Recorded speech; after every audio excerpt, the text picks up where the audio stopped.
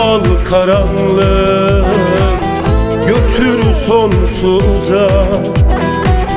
Gözyaşımı aldım, acım koynumda.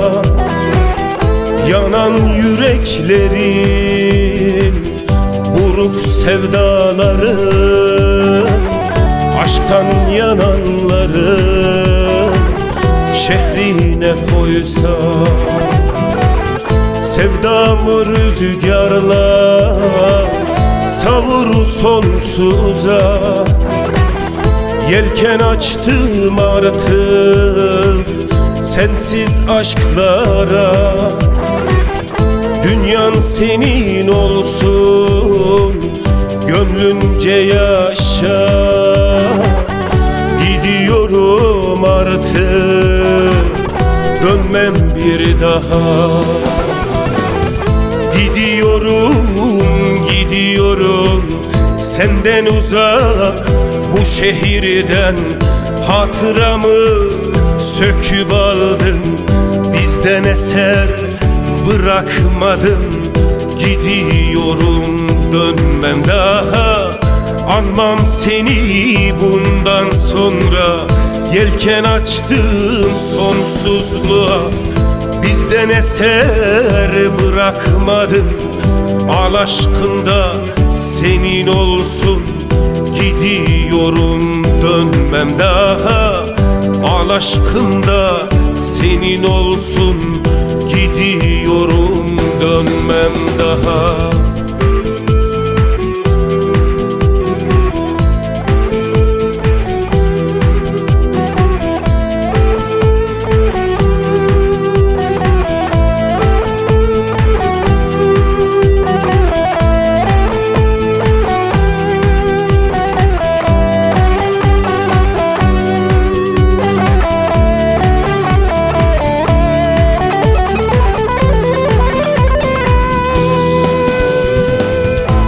Aşkı ararsın, arar bulamazsın. Anılara dönüp bakın, beni çok ararsın. İçin ağlayıp yalnız kalırsın.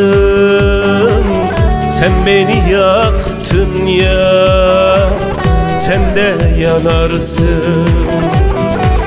Sevdamı rüzgarla savur sonsuza. Yelken açtım artık sensiz aşklara. Dünyan senin olsun, gönlünce yaşa. Gidiyorum artık, dönmem bir daha. Gidiyorum senden uzak, bu şehirden hatıramı söküp aldın. Bizden eser bırakmadın. Gidiyorum, dönmem daha. Anmam seni bundan sonra. Yelken açtım sonsuzluğa. Bizden eser bırakmadın. Al aşkında senin olsun. Gidiyorum, dönmem daha.